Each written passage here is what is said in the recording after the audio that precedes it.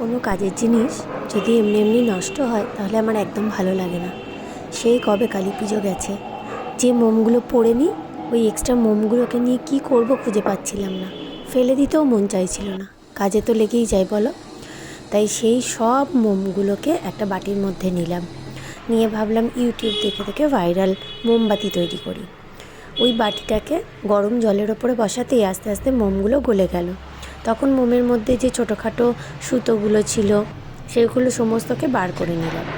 এইবারে আগে থেকে যে পাত্রগুলোতে আমি মোমবাতি তৈরি করব সেই গ্লাসগুলোকে, এগুলো ছোট ছোট মিষ্টির গ্লাস আছে, আগে পুরনো ফুরিয়ে যাওয়া মোমবাতির গ্লাস আছে, তো সেই গ্লাসগুলোর মধ্যে আমি সলতেগুলোকে একটু করে মোম দিয়ে বসিয়ে নিয়ে সোজা করে রেখেছিলাম।